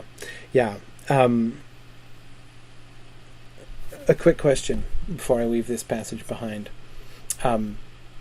Paul says, does that make you sad? Paul, in case you haven't noticed, is an observing kind of lad. When he asks a question which appears to the person he is asking it to be irrelevant or a non sequitur, a change of topic, it rarely is. If we go back and look, we can generally find sometimes it doesn't make sense until you're rereading the book the second or third or fourth time, but rarely are Paul's non sequiturs pure non sequiturs. If Paul says, "Does that make you sad?" the implication there, I think, is that he is perceiving sadness in Thufir Hawat. Notice that Thufir lines to him. "Thufir, what are you thinking?" Paul asks. "I was thinking, well, I'll be out of here soon and likely never see the place again." That's not what he was thinking. So when Paul asks him, "Does that make you sad?" Again, I think Thufir is sad about something. What is he sad about? He never answers the question because he doesn't tell Paul the truth about what he's thinking. What he's thinking is, there stand I. He's looking at the target dummy and identifying himself in some sense with the target dummy. And you're right, Noel. The Hawat's own thought implies sadness. There stand I, patched, maimed, and battered in the wars, right? Certainly the fact that he has been patched, maimed, and patched and padded, maimed and battered. There stand I, yeah, but there stand I, a machine, a training machine, right? A machine whose function is to train Paul, right? And to just stand at attention when not doing that. Again, it's not just any machine, right, that he's comparing himself to. And he's not just any person comparing himself to a machine. He's a mentat, right, who is supposed to be a substitute for a machine, to be more than a machine, but yet. Yeah, Trevor asks, is he questioning his role as servant? What I would ask is he questioning his purpose? That's a bigger question. We'll see. Let's keep thinking about that. Of course, at the beginning of talking about books, we very rarely answer a whole lot of questions. There's just a lot of things to draw our attention to and to keep our eye on as we move our way through the book. But let's talk about purpose. We've not got that much longer. Oh wait, Joey Willett asks a great question. Why are mentats often assassins? Both of the mentats that we met are primarily assassins and torturers. That's how their job descriptions run. That's interesting, isn't it? And again, it seems relevant to the question, how are they described? How are they identified? What are their job descriptions? Seem to me to be related to that question I was asking. What is his purpose? What is his what is his purpose? And of course, so yeah, let's get back. Let's talk about Paul's terrible purpose. But before we get to the actual terrible purpose, I want to transition to that with a fascinating passage when Juana's favorite passage emerges from the Orange Catholic Bible that Yue gives to Paul. "Read it aloud," Yue said. Paul wet his lips with his tongue, read, "Think you of the fact that a deaf person cannot hear? Then, what deafness may we not all possess? What senses do we lack that we cannot see and cannot hear another world all around us? What is there around us that we cannot—" "Stop it!" Yue barked. Paul broke off, stared at him. Yue closed his eyes, fought to regain composure. What perversity caused the book to open at my Juana's favorite passage? He opened his eyes, saw Paul staring at him. "Is something wrong?" Paul asked. Yeah, good. Nancy's pointing out, this is the grid again. We can only perceive what we can fit into our grid. Yes, even if we sense things that do not fit into our grid, we will not truly perceive them. There's sort of two things that I see quickly in this passage. One is, again, I think of that distinction, Nancy, that you were pointing out between, or that you were reminding us of, between sense and perception.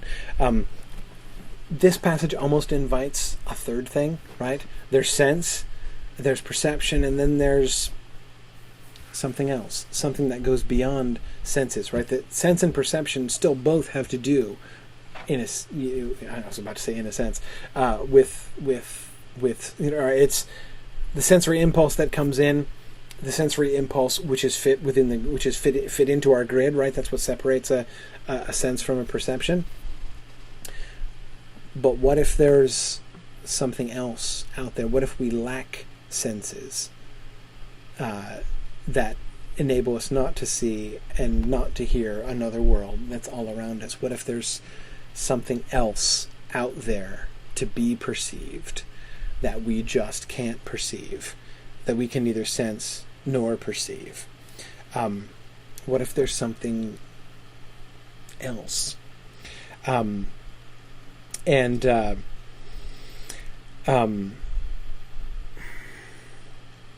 is, I think this is one of the things. It's a really fascinating way in which this possibility is opened to us here, right? We have Paul he's going to be becoming aware of things that other people cannot see, right? This is this question of his terrible purpose and those things, the things that he can perceive and the things that he can foresee. And this passage seems to, accidentally to kind of point us to this, because this wasn't the passage he was supposed to be reading. Why is Yue so upset about it? Well, several levels, right? Memories of his wife. This is his wife's favorite passage, and it's very painful for him to hear this and all the memories that it brings back to him of his wife. He doubtless can hear in his own, mind his wife's voice reading this passage. And so not only is that painful, but even the way in which that interacts with the substance of this. What senses do we lack that we cannot see and cannot hear another world around us, right? Where is his wife, right? It's like, again, it's almost like he can hear her voice, but he can't, right? So again, this is very painful.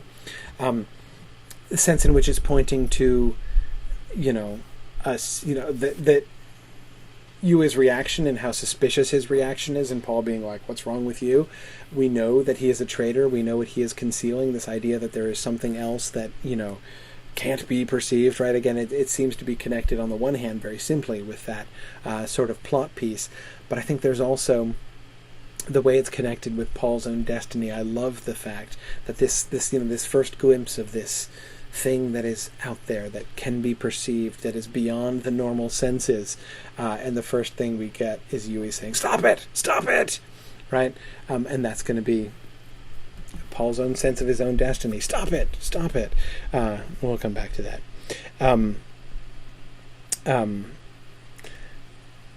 But anyway, Paul's terrible purpose. Paul looked at his mother. She told the truth. He wanted to get away alone and think this experience through, but knew he could not leave until he was dismissed. The old woman had gained a power over him. They spoke truth. His mother had undergone this test. There must be terrible purpose in it. The pain and fear had been terrible. He understood terrible purposes. They drove against all odds. They were their own necessity. Paul felt that he had been infected with terrible purpose. He did not know yet what the terrible purpose was. Now, here we have Paul first trying to process this idea, right? Notice how the narrator kind of seizes on the phrase, there must be terrible purpose in it, right? There must be a purpose in it, and that purpose must be terrible. But then we see the way that, again, in as much as this paragraph is following Paul's own thoughts, his own thoughts seem to kind of latch onto that phrase. The pain and fear had been terrible. It's like, so I guess you could call it, I mean, there seems to be a purpose, and it seems to be a terrible purpose in that it's fearful and painful. He understood terrible purposes, right? Well, come to think of it, yeah, I know about terrible purposes. Terrible purposes that drive against all odds, that are their own necessity. But then notice it's not like, yeah, come to think of it, I have a terrible purpose too. No, he feels like he has been infected with terrible purpose. That this necessity, but it's entering from outside him, right? It is something that image of infection, right? It has come into him. This terrible purpose has come into him, and he clearly sees it as a bad thing. It's an infection, right? He's not been inspired with terrible purpose. He's been infected with terrible purpose, but he doesn't yet know what the terrible purpose is. And of course, we don't yet know. Brandon Young says it reminds me of how Tolkien uses the word doom. Yes, there is a doom upon him. Yeah, I think that I bet that if Paul Atreides were to meet Melian, she would perceive that a great doom lay upon him. That seems to me pretty fair.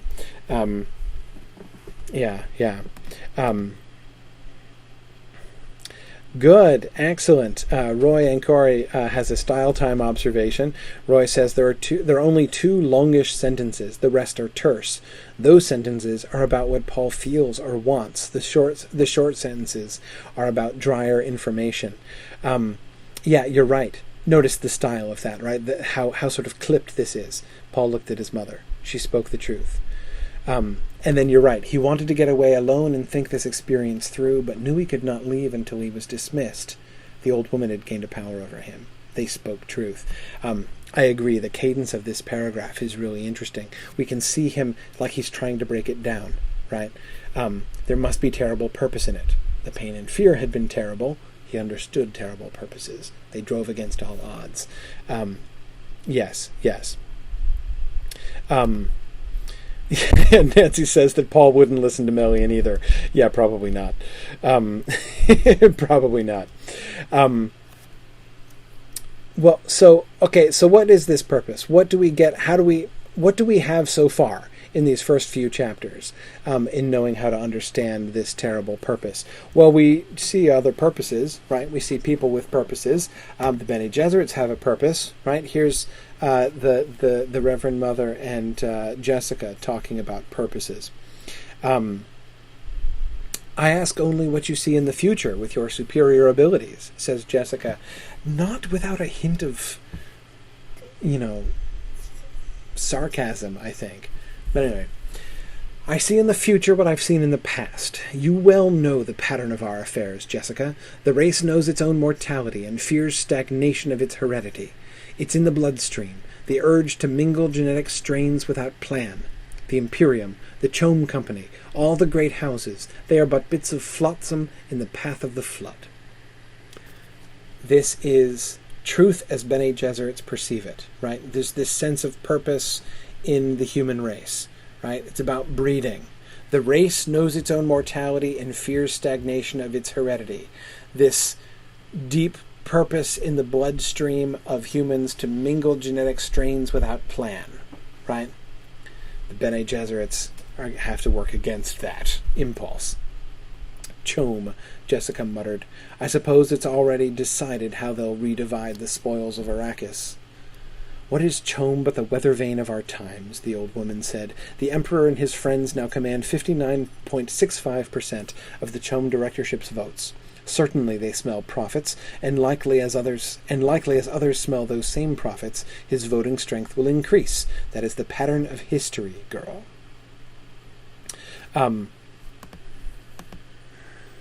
Yeah. Good. Mike Thurway says, here's the Bene Gesserit grid. Yes, we are seeing the Bene Gesserit grid. Notice this started with, I only ask what you see in the future with your superior abilities, right? She's a Reverend Mother.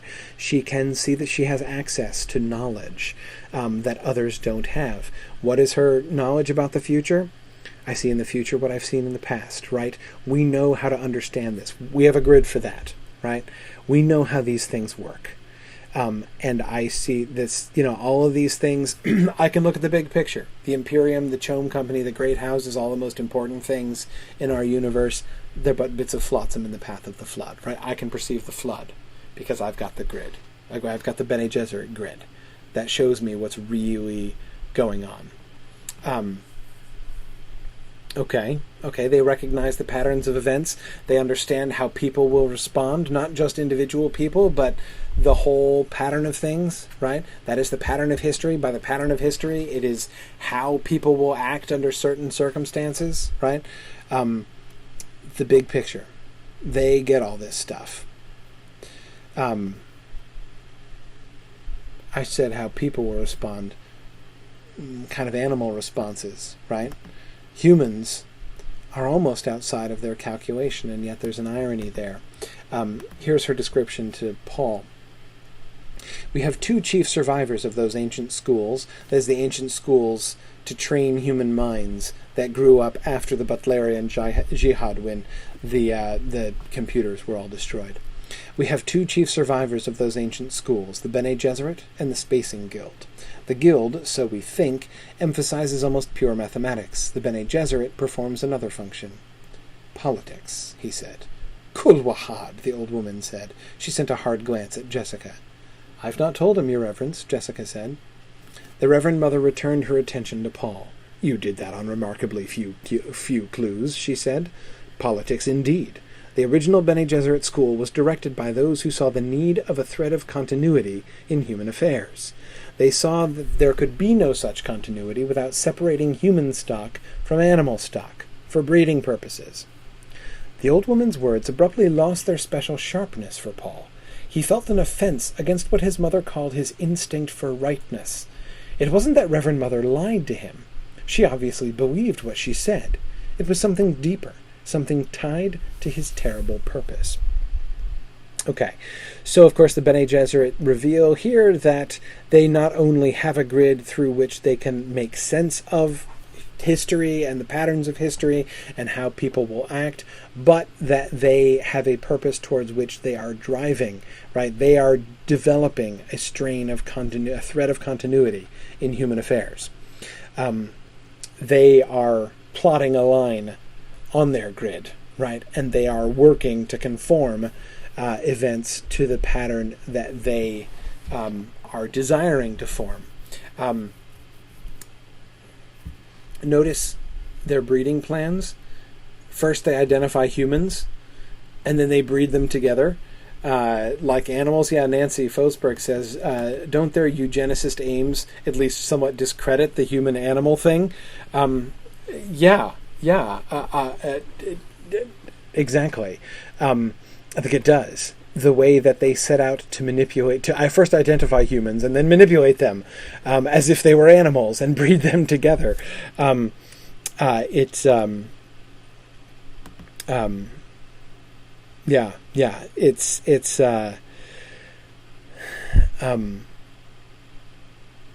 clearly, again, at the very least, irony here. Is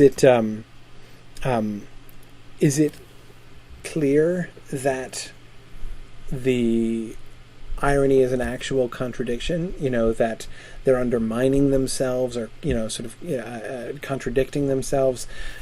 Not necessarily. But I think the irony points to a kind of a weakness in their purpose, right? That is, they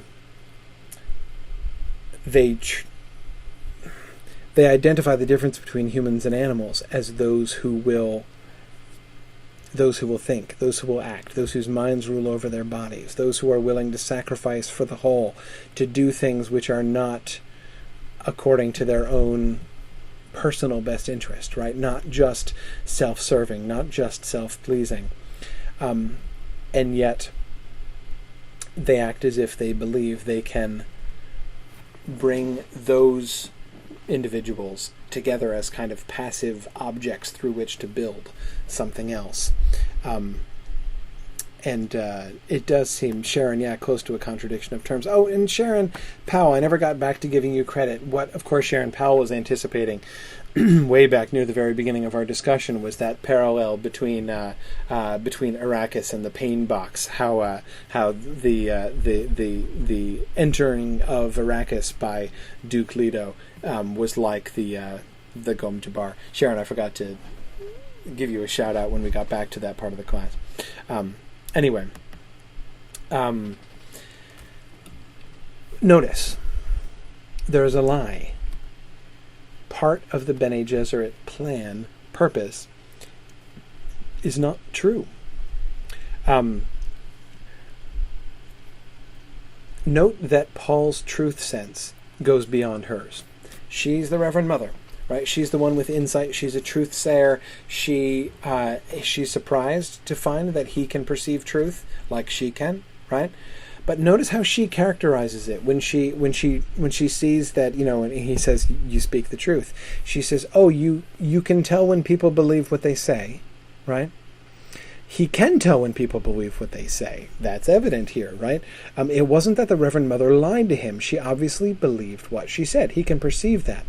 But he can perceive more than that. He can perceive more than whether or not a person is consciously lying, which is apparently what she can perceive. His perception goes deeper, again, to use this word, that, he has this instinct for rightness, this sense of that thing that you said isn't true, a kind of perception of the grid, that there is an external grid, there is an absolute grid, right? And it's that sense of, no, your grid is off. That's not right. That doesn't actually measure up to reality. That's not the grid that fits reality. That seems to be, that's how I take that instinct for rightness that he's describing, and I think of Juana's favorite passage in the Orange Catholic Bible as well, about that other world that's around us, which most, maybe there's this other world that we can't sense or perceive. And Paul seems to have sort of a sense of that. Tom says it's the grid of the Kwisatz Haderach. Exactly. Yes, I think so. We're way out of time. But we might as well talk about the Kwisatz Haderach briefly, and we might pick this up again at the beginning of class next time. Paul felt himself coming more and more out of the shock of the test. He leveled a measuring stare at her, said, "You say maybe I'm the Kwisatz Haderach. What's that, a human Gom Jabbar?" "Paul," Jessica said, "you mustn't take that tone with—" "I'll handle this, Jessica," the old woman said. "Now, lad, do you know about the truth-sayer drug?" Notice how she didn't answer his question.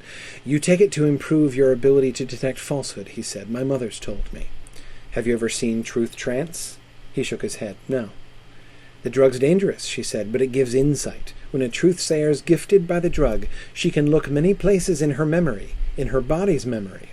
We look down so many avenues of the past, but only feminine avenues." Her voice took on a note of sadness. "Yet there's a place where no truth-sayer can see. We are repelled by it, terrorized. It is said a man will come one day and find in the gift of the drug his inward eye. He will look where we cannot, into both feminine and masculine pasts." "Your Kwisatz Haderach?" "Yes, the one who can be many places at once, the Kwisatz Haderach."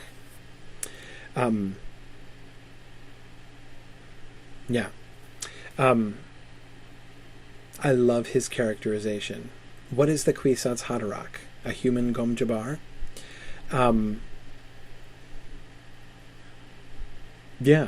Actually. I think that just seems to me, a fascinating thought question, right? So let me leave you with that. Over this next week, contemplate that question. Is the Kwisatz Haderach like a human Gom Jabbar? And if so, how? Discuss. We'll think about that. And of course, we will be thinking more about the Kwisatz Haderach as we move forward, of course. We're a ways away from really bearing the final fruit on that particular question, but we'll see. Anyway, thank you very much for joining me today.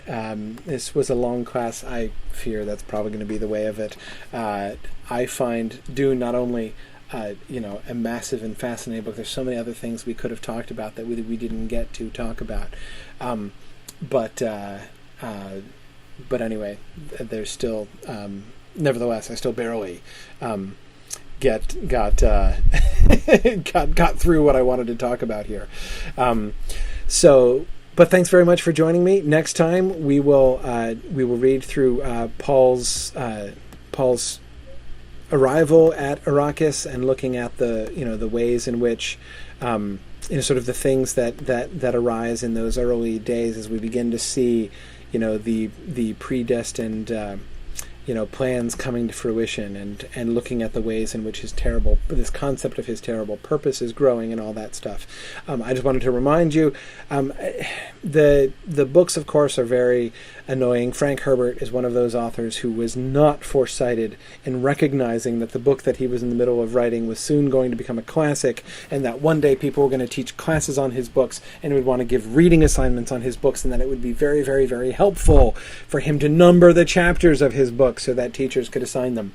But he didn't. And so it's very hard to tell you exactly, with lots of different editions, both paper and electronic. So you're supposed to stop when you get to the epigram, which begins on that first day when Muad'Dib rode through, the little epigram that's talking about people calling him Mahdi as he walks through the town.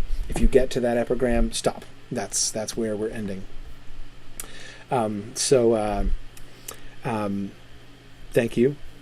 you very much for joining me. That's the passage we're going to talk about next time, and I will see you guys next week. Good night now.